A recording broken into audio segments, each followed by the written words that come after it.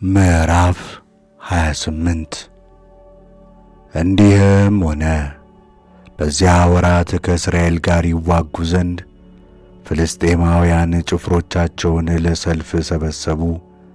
አንኩስም ዳዊትን አንተና ሰዎች ከእኔ ጋር ወደ ሰልፍ እንድትወጡ በርግጥ እወቅ አለው። ዳዊትም አንኩስን አሁን አገልጋይህ የሚያደርገውን ንገረው አለው። አንኩስም ዳዊትን እንግዲህ በዘመኑ ሁሉ ራሴን ጠባቂ አደርግሃለሁ አለው።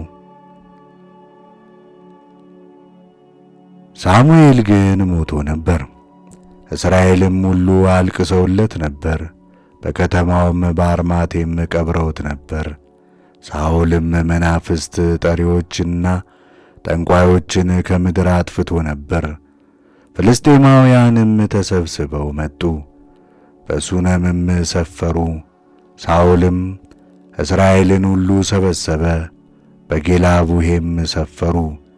ሳኦልም የፍልስጤማውያንን ጭፍራ ባየ ጊዜ ፈራ፣ ልቡም እጅግ ተንቀጠቀጠ። ሳኦልም የእግዚአብሔርን ቃል ጠየቀ። እግዚአብሔርም በሕልም አላሚዎች ወይም በነጋሪዎች ወይም በነቢያት አልመለሰለትም። ሳኦልም ብላቴኖቹን ወደ እርሷ ሄጄ ጠይቅ ዘንድ መናፍስትን የምትጠራ ሴት ፈልጉልኝ አላቸው። ብላቴኖቹም እነሆ መናፍስትን የምትጠራ አንዲት ሴት በዓይን ዶር አለች አሉት። ሳኦልም መልኩን ለውጦ ሌላ ልብስም ለብሶ ሄደ። ሁለትም ሰዎች ከእርሱ ጋር ነበሩ። በሌሊትም ወደ ሴቲቱ መጡ።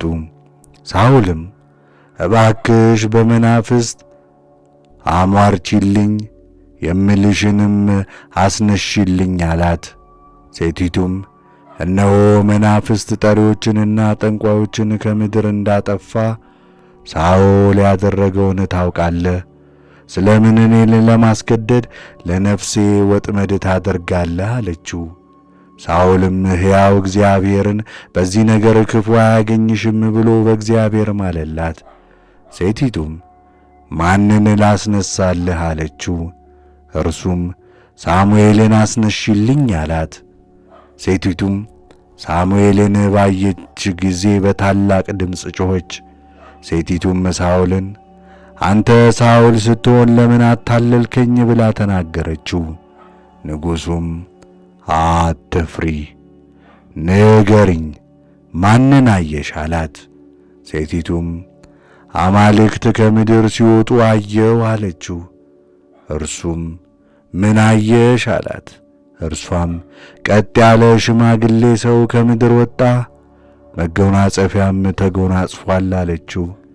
ሳሙኤልም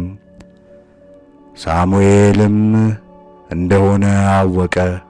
በፊቱም ወደ ምድር ጎንበስ ብሎ ሰገደለት።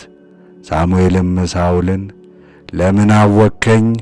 ለምንስ አስነሳኸኝ? አለው። ሳኦልም መልሶ ፍልስጤማውያን ይወጉኛልና እጅግ ተጨንቄአለሁ፣ እግዚአብሔርም ከኔ ርቋል። በነቢያት ወይም በሕልም አላሚዎች አልመለሰልኝም። ስለዚህ የማደርገውን ታስታውቀኝ ዘንድ ጠራሁ አለው።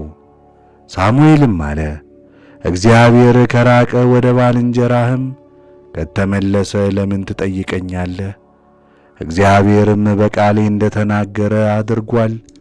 እግዚአብሔርም መንግሥትህን ከእጅ ነጥቆ ለባልንጀራህ ለዳዊት ሰጥቶታል።